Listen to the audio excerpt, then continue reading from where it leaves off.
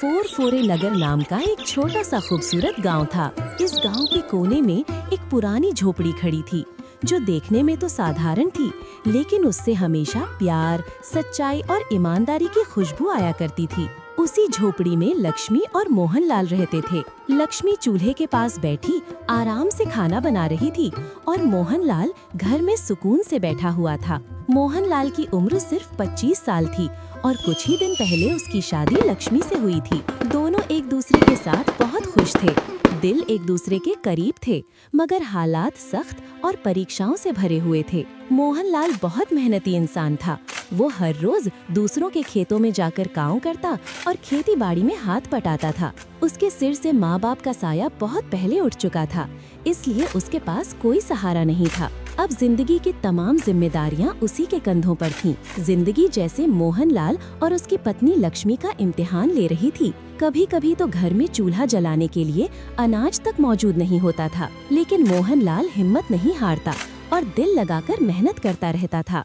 एक दिन शाम को थका हारा घर आकर मोहनलाल ने लक्ष्मी से नरमी से कहा, लक्ष्मी, मैं पूरी मेहनत कर रहा हूँ, लेकिन फिर भी कोई रास्ता नजर नहीं आ रहा। हालात बहुत मुश्किल हो गए हैं। मुश्किल से 2 वक्त की रोटी का इंतजाम होता है।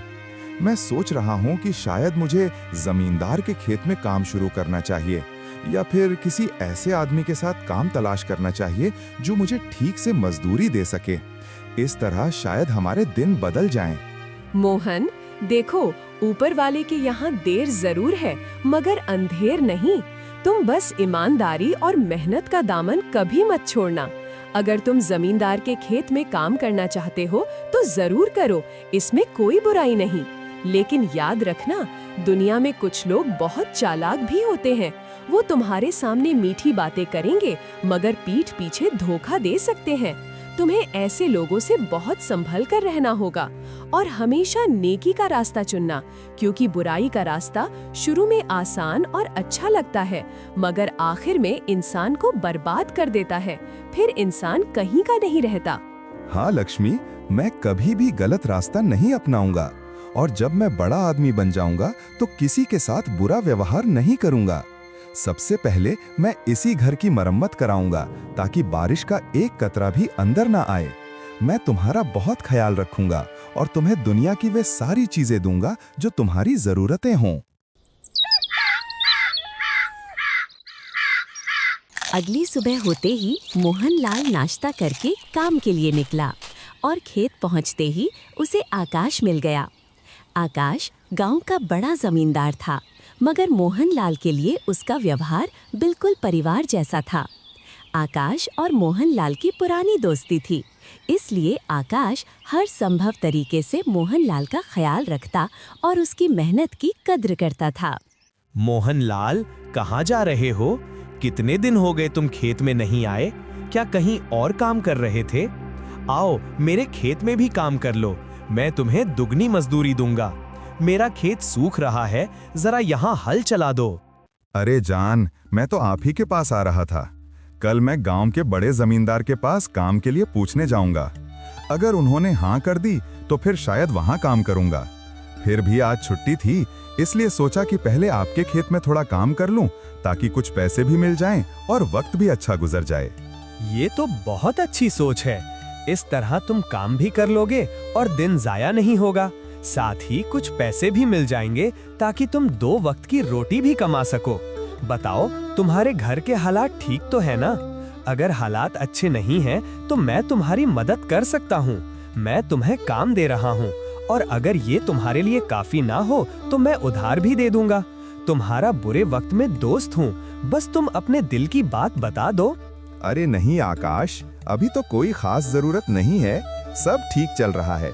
फिलहाल मुझे अतिरिक्त मदद की भी जरूरत नहीं। आज मैं यहाँ तुम्हारे खेत में काम कर लूंगा और कल जमींदार के पास जाकर काम के बारे में पूछूंगा। अगर वहाँ मौका मिल गया तो फिर वहीं काम शुरू कर दूंगा। हाँ, अगर आगे चलकर किसी चीज की जरूरत पड़ी तो जरूर तुमसे कह दूंगा। तुम मेरे अच्छे दोस्त हो। मोहनलाल आकाश के चले जाने के बाद चुपचाप खेत में अपना काम करता रहा। उसने पूरी मेहनत के साथ हल चलाया और खेत की देखभाल की। जब दिन ढलने लगा तो उसने अपने औजार समेटे और थका हुआ मगर संतुष्ट दिल के साथ घर की तरफ रवाना हो गया।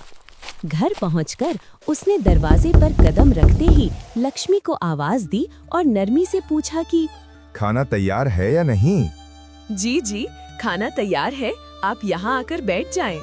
फिर वो सुकून से बैठकर खाना खाने लगा, उम्मीद और दुआ के साथ कि आने वाला वक्त बेहतर होगा।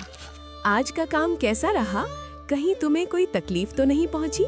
क्या तुमने वो फैसला अच्छी तरह सोच लिया है कि तुम जमींदार के यहाँ जाकर काम करोगे?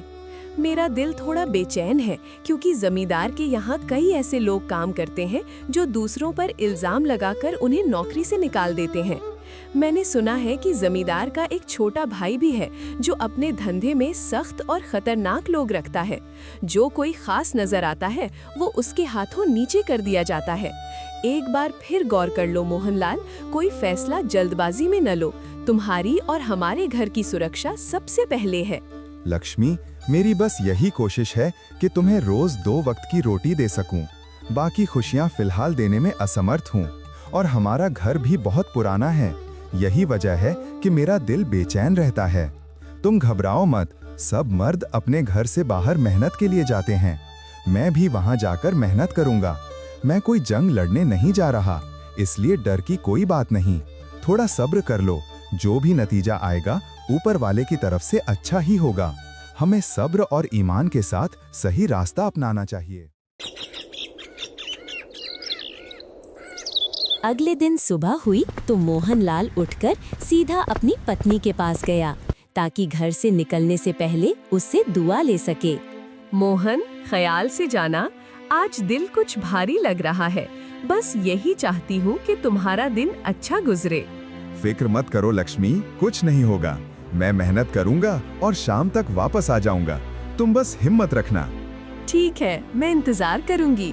तुम जैसे ही वापस आओगे तो घर का सुकून लौट आएगा। मोहनलाल घर से निकला और धीरे धीरे कामयाबी की उम्मीद के साथ सेठ जी के घर पहुंचा, जहां दरवाजे पर पहुंचते ही उसे नौकर दिखाई दिया जो जैसे उसका ही इंतजार कर रहा था और उसे देखकर सीधा खड़ा हो गया। नौकर ने हैरानी से मोहनलाल को देखा और बोला कि हाँ बताओ, तुम किससे मिलने आए हो? पहली बार देख रहा हूँ तुम्हें यहाँ। सेठ जी तो इस वक्त घर पर नहीं है। बताओ क्या काम है तुम्हारा? सेठ जी ने काम के बारे में बात की थी, इसलिए मैं आया हूँ। उन्होंने गोदाम का भी जिक्र किया था। मैं पहले भी सेठ जी से मिलने आया था। अगर सेठ जी घर पर नहीं है तो ठीक है, आप मेहरबानी करके मुझे गोदाम का रास्ता बता दें। मैं वहां जाकर काम देख लेता हूं, क्योंकि मुझे काम की बहुत जरूरत है। वैसे सेठ ने मुझे बताया था कि एक लड़का आएगा जिसे गोदाम का रास्ता बताना है। तो तुम यहाँ से दाएं हाथ की तरफ जाना और वहीं से सीधा चलते जाना। आगे गोदाम आ जाएगा। वहां तुम्हें हरिया चाचा मिलेंगे। वो काफी अच्छे आदमी हैं और तुम्हें देखकर पहचान लेंगे। सेठ जी ने पहले ही तुम्हारे बारे में उन्हें बता दिया है। वही तुम्हें काम देंगे और पैसों के बारे में भी उन्हीं से बात करना। जो ठीक होगा वही तुम्हें दे देंगे। अगर कोई समस्या हो तो सेठ को बता देना या मुझे बता देना, मैं बात पहुंचा दूंगा। अब जाओ और अच्छे से काम करना। मोहनलाल वहां से निकला और रास्ता देखते हुए गोदाम पहुंचा, मगर गोदाम बिल्कुल सन्नाटा था और वहां कोई नहीं दिखाई दे रहा था। थोड़ी देर बाद उसने दूर बैठे हरिया चाचा को देखा जो किसी का इंतजार करते नजर आ रहे थे। मोहनलाल ने समझा कि शायद वे उसी का इंतजार कर रहे हैं। वो फौरन वहां पहुंचा और आदर से बोला, चाचा जी, मैं मोहनलाल हूँ। सेठ जी ने काम के लिए भेजा है। आप ही है ना हरिया चाचा? अच्छा, तो तू ही वो नया लड़का है जिसका जिक्र सेठ ने किया था। सुन अब ध्यान से, यहाँ जितने भी चावल के बोरे रखे हुए हैं ना, इन सब को गोदाम के अंदर ठीक तरह से रख दे। मैं जरा बाहर का एक काम निपटा के अभी आता हूँ। और हाँ, अगर मेरे आने से पहले तूने ये सारा काम ईमानदारी से और ठीक तरह से कर दिया तो आज ही तेरी मजदूरी भी मिल जाएगी और तेरे काम की भी तारीफ होगी। समझ गए ना? अब जल्दी लग जा काम पर। मोहनलाल ने पूरी ताकत लगाकर तय समय में सारा काम पूरा कर दिया और फिर हरिया चाचा के आने का चुपचाप इंतजार करने लगा। कुछ देर बाद जब हरिया चाचा वापस आए और देखा कि चावल की एक भी बोरी बाहर नहीं बची, तो उनके चेहरे पर खुशी साफ झलक रही थी उन्होंने मुस्कुराकर मोहनलाल की मेहनत की तारीफ की और उसकी पहली कमाई उसके हाथ में रखी। पहली बार मेहनत की कमाई हाथ में आते ही मोहनलाल की आंखों में खुशी चमक उठी और दिल में शुक्र के जज्बात उमड़ आए। वो धीरे से अपने आप से बोला कि मेहनत कभी बेकार नहीं जाती और अगर नीयत साफ हो तो किस्मत जरूर साथ देती है। हरिया चाचा, बहुत बहुत शुक्रिया। आपने मुझ पर यकीन किया और मुझे काम दिया। मैं सच में बहुत परेशान था, लेकिन आपने मेरा सहारा बनकर मुझे मेरी पहली कमाई दी। इस एहसान को मैं कभी नहीं भूलूंगा और पूरी सच्चाई और मेहनत से काम करता रहूंगा। हरिया चाचा सेठ जी के पास पहुँचे तो बेहद इत्मीनान और खुशी के साथ बोले कि सेठ जी, मोहनलाल ने बहुत ईमानदारी और मेहनत से काम किया। गोदाम की सारी बोरियां वक्त पर अंदर रख दी और जरा सी भी लापरवाही नहीं दिखाई। पहले ही दिन उसने अपनी ईमानदारी और काम के प्रति लगन साबित कर दी, इसलिए मैंने उसकी कमाई तुरंत उसे दे दी और वो बहुत खुश होकर गया। लगता है ये लड़का आगे चलकर आपके कारोबार में बहुत नाम कमाएगा। हाँ, हमें भी ऐसे ही खास और काबिले भरोसा लोग चाहिए जो हमारे काम को दुगनी मेहनत से आगे बढ़ाएं। तुमने उसकी पहली कमाई बढ़ाकर बहुत अच्छा किया है, इससे उसे हौसला मिलेगा। अब तुम उसे खास लोगों की फहरिस्त में शामिल कर लो और उसे ज्यादा जिम्मेदारियां दो। जो काम तुम करते हो वो धीरे धीरे उसे सौंपो और कुछ नौकरों की निगरानी भी उसे दे दो। नया है इसलिए थोड़ा ख्याल रखना, मगर जैसा तुम बता रहे हो लगता है वो वाकई ईमानदार है, इसलिए उसे अपनी ईमानदारी साबित करने का एक बड़ा मौका दो और अगर वो इसमें कामयाब रहा तो हम उसे अपना खास आदमी बना लेंगे। मोहनलाल घर पहुंचा तो उसके चेहरे पर खुशी साफ नजर आ रही थी। उसने अपनी बीवी को सारी बातें बताईं। देखो, हमारी पहली कमाई हमें मिल गई है। ये वो कमाई है जो आमतौर पर 1 महीने में मिलती है और हमें आज 1 ही दिन में मिल गई। तुम बहुत परेशान होती थीं, मगर देखा ना, सब कुछ अच्छे तरीके से हो गया। अब तुम्हें घबराने की कोई जरूरत नहीं है।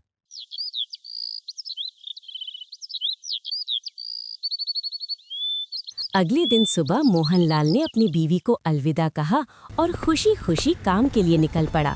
चेहरे पर आत्मविश्वास और कदमों में जोश था। जैसे ही वो गोदाम पहुंचा तो देखा हरिया चाचा पहले से ही उसका इंतजार कर रहे थे। हरिया चाचा के चेहरे से लग रहा था कि शायद उन्हें कहीं जाना था और इसी वजह से वो मोहनलाल को जल्दी देखना चाह रहे थे। हरिया चाचा ने मोहनलाल को देखकर हल्की सी मुस्कान के साथ कहा कि कोई बात नहीं मोहन, देर तो हो जाती है कभी कभी। आज का काम जरा अलग है तुम्हारे लिए। तुम्हें गोदाम के पीछे वाले हिस्से में जाना है। वहाँ कुछ नई बोरियां आई हैं। उन्हें ठीक तरह से तरतीब से रख देना है और उनका हिसाब भी लिख लेना है। मुझे थोड़ी देर के लिए बाहर जाना है, इसलिए तुम पर भरोसा करके ये जिम्मेदारी दे रहा हूँ। काम जल्दी नहीं, सिर्फ सही और साफ तरीके से करना। ठीक है सेठ जी, मैं ये काम सही तरीके से करूंगा और कोशिश करूंगा कि आपके आने से पहले इसे खत्म भी कर दूं। हरिया चाचा के जाने के बाद मोहनलाल ने जिम्मेदारी संभाली और बाकी नौकरों को ठीक तरीके से काम समझाने लगा।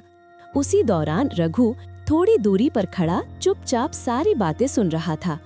उसकी आंखों में चालाकी साफ झलक रही थी, क्योंकि वो पहले ही गोदाम से कुछ बोरियां चोरी छिपे बेचने का खेल खेल चुका था।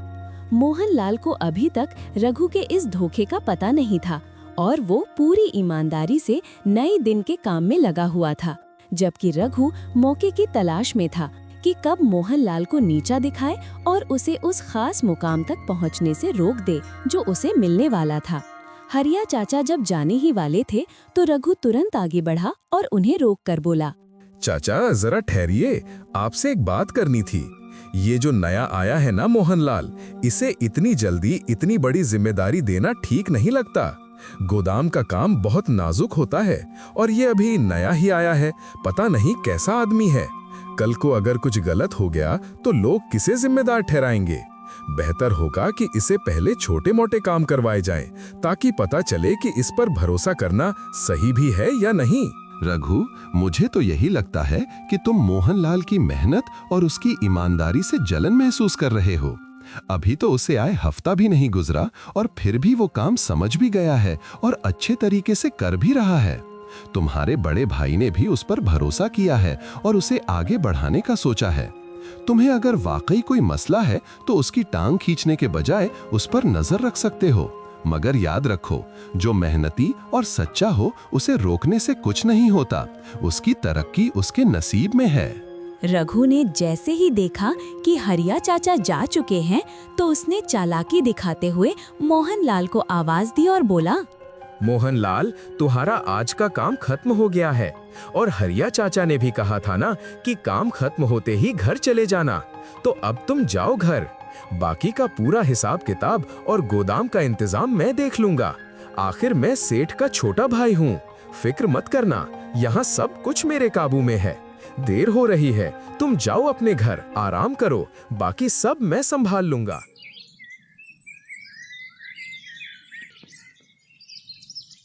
हाँ मोहनलाल, आज का काम कैसा गुजरा?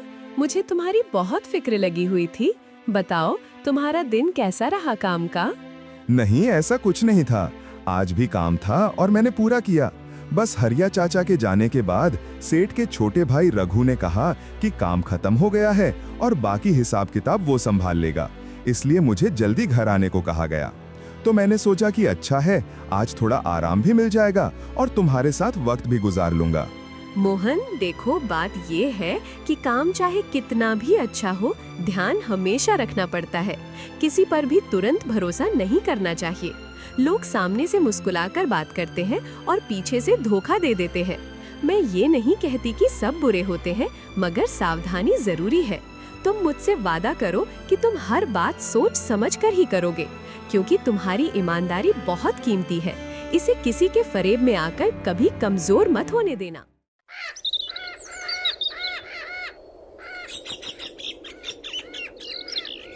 अरे हरिया चाचा, रघु बाबू, आप लोग यहाँ पहले से कैसे बैठे हैं? कोई समस्या है क्या?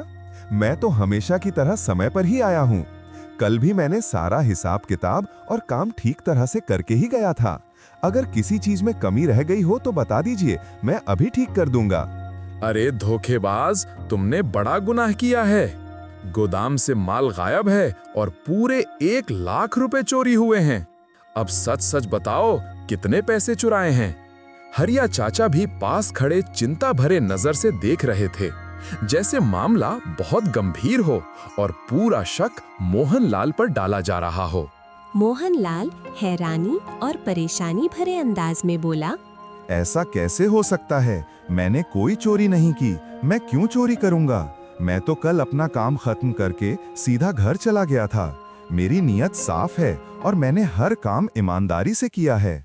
देखो मोहन बेटा, तुम ये कहते हो कि तुमने चोरी नहीं की तो ठीक है, तुम्हारी बात अपनी जगह है। मगर गोदाम से चोरी हुई है और इस गोदाम की जिम्मेदारी हमने तुम्हें दी थी, इसलिए हिसाब किताब भी तुम्हें ही देना पड़ेगा। गोदाम का माल और पैसे दोनों गायब हैं।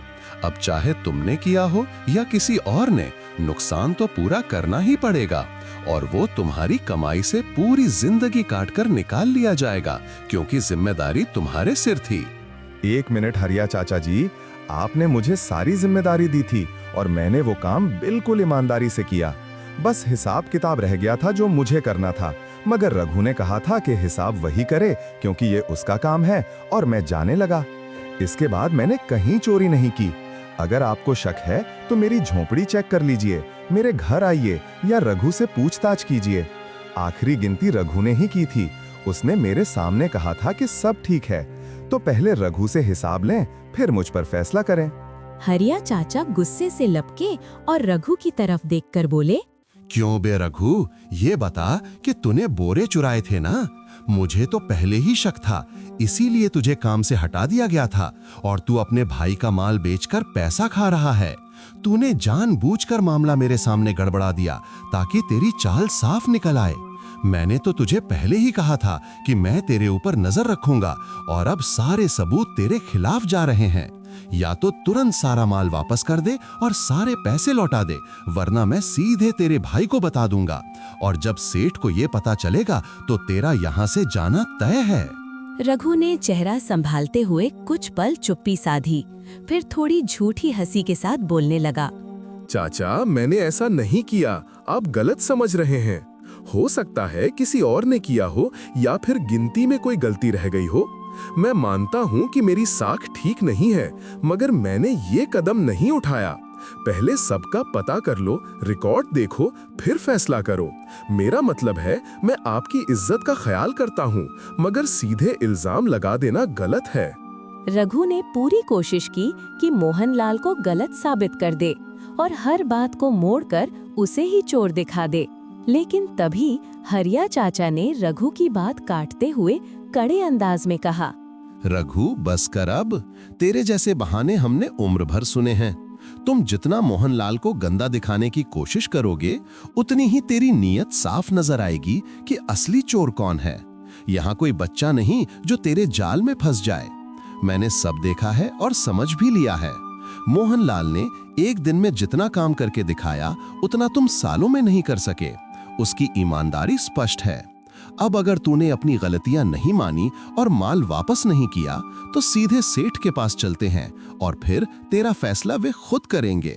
रघु ने डर के कारण अपनी गलती स्वीकार कर ली और साफ बता दिया कि चोरी उसी ने की थी, पैसे भी उसी ने निकाले थे और मोहनलाल को गलत साबित करने के लिए उसे पहले ही घर भेजकर खुद सारा खेल रचाया था। उसके स्वीकारोक्ति के बाद उसे तुरंत काम से हटा दिया गया, जबकि मोहनलाल की ईमानदारी सबके सामने साबित हो गई।